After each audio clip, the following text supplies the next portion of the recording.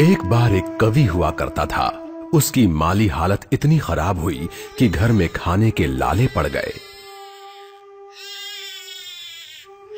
इसी कारण उसने महल में जाकर राजा से मदद मांगने का फैसला किया।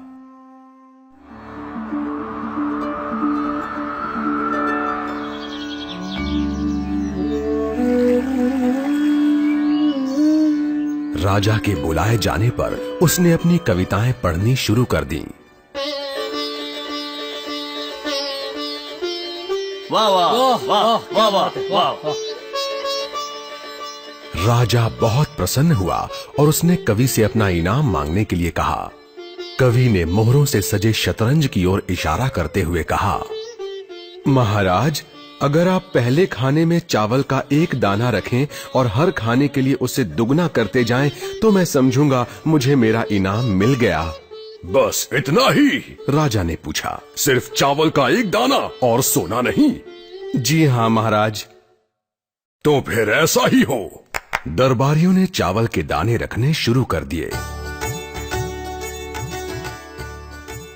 पहले खाने में 1, दूसरे में 2, तीसरे में 4, चौथे में 8।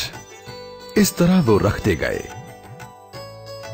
जब 10वें खाने में चावल रखने की बारी आई तो उन्हें चावल के 512 दाने रखने पड़े।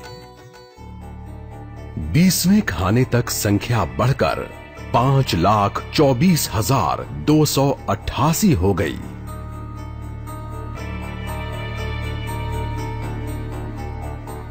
आधे हिस्से तक आते आते 32वें खाने में चावल के दानों की गिनती 214,74,83,648 हो गई।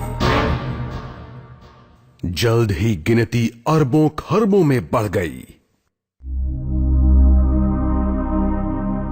आखिरकार अभागे राजा को अपना पूरा राजपाट उस चतुर कवि के हाथों सौंपना पड़ा। और इसकी शुरुआत चावल के सिर्फ एक दाने से हुई थी। कहानी की सीख, चक्रवृद्धि की ताकत को कम नहीं आंकना चाहिए।